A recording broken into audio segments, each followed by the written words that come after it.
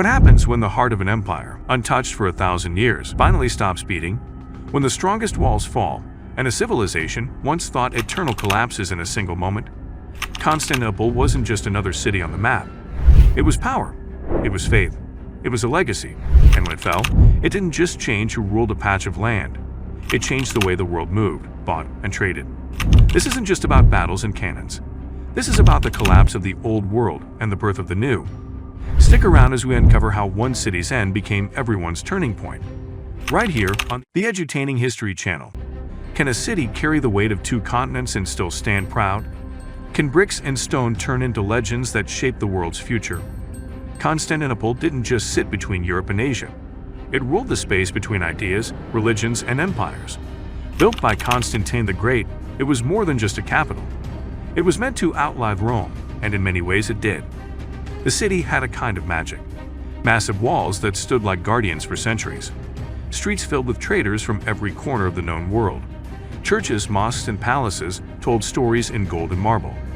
You didn't just walk through Constantinople, you experienced it. It stood as the ultimate prize for every army, but none could touch it. Not until Mehmed II came along. Even the Mongols, who burned entire empires to ashes, bypassed it.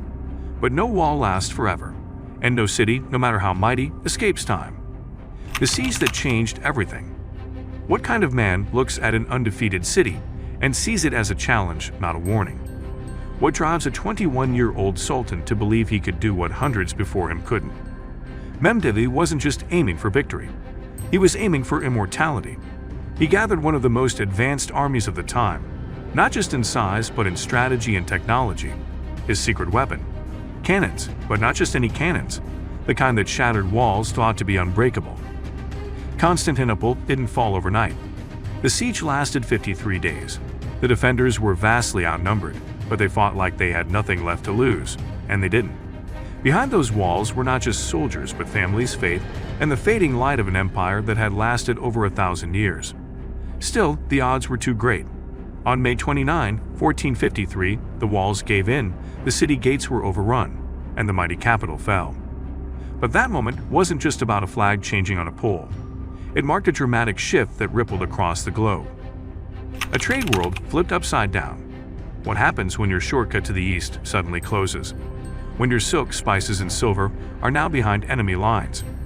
That's what Europe faced when the Ottomans took Constantinople. For centuries, it had been the highway of commerce, connecting the riches of Asia with the hungry markets of Europe. But now, the rules had changed. The Ottomans controlled the flow, and they weren't always generous with their new toll booth. European powers, desperate to keep their economies alive, started looking elsewhere. New trade routes had to be found. Ships began venturing farther into unknown waters. And just like that, the age of exploration wasn't a dream anymore. It was survival. Without the fall of Constantinople, Columbus may never have sailed west. Vasco da Gama might never have rounded the Cape of Good Hope. The world map was about to get rewritten, all because one city fell. Books over spears and the birth of a new era. Can the destruction of a city ignite a fire of knowledge across a continent? When Constantinople fell, it wasn't just soldiers who scattered. It was scholars too. Thinkers, artists, and teachers flowed west, carrying precious manuscripts and ideas that had been preserved for centuries. These weren't dusty old scrolls. They were the works of Plato, Aristotle, and countless other minds, whose words would now breathe new life into a place called Renaissance Europe. Italy, France, and others suddenly found themselves flooded with new knowledge. Libraries expanded. Universities flourished. Artists like Michelangelo and Leonardo da Vinci started painting with inspiration that stretched back to ancient Greece. Without those fleeing minds and those ancient texts, the Renaissance might have been a flicker instead of a flame. One city's loss became an entire continent's gain. Faiths collide and shift paths. What happens when a city sacred to one faith becomes the crown jewel of another? For Christians, Constantinople was a holy place. It was the heart of Eastern Orthodoxy. The Hagia Sophia, with its massive dome and golden mosaics, was a symbol of Christian glory. When the Ottomans took over, it didn't burn. It transformed. The Hagia Sophia became a mosque.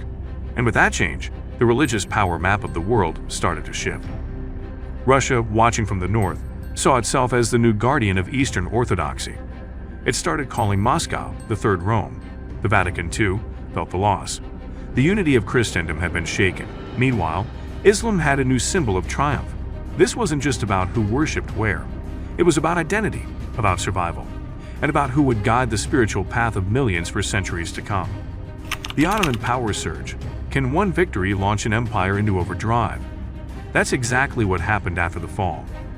With Constantinople under Ottoman control, Mehmed II moved his capital there and renamed it Istanbul. From that moment, the city wasn't just a conquest, it was a launchpad. The Ottomans started expanding faster than ever. In the Balkans, deeper into the Middle East, and across North Africa. Constantinople gave them not just prestige, but power.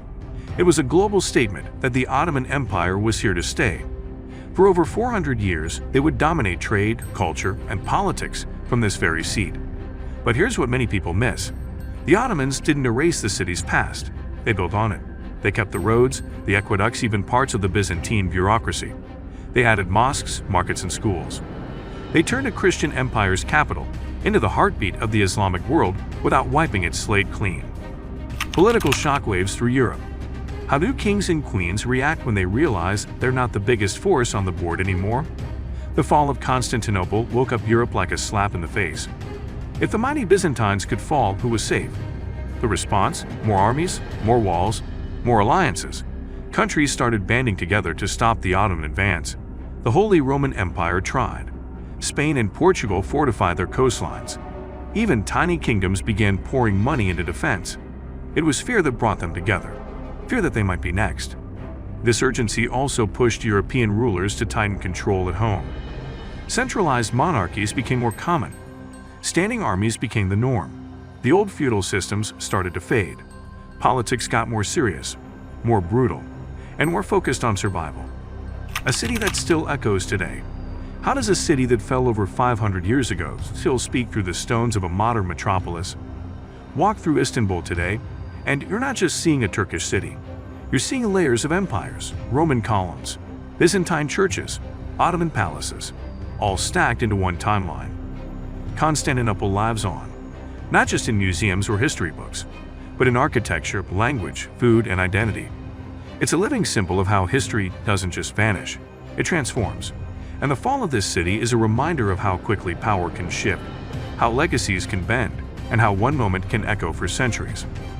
We still feel the effects of that day in 1453, in trade, in religion, in culture, in how nations see themselves.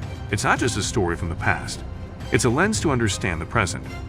So the fall of Constantinople wasn't just the end of a city.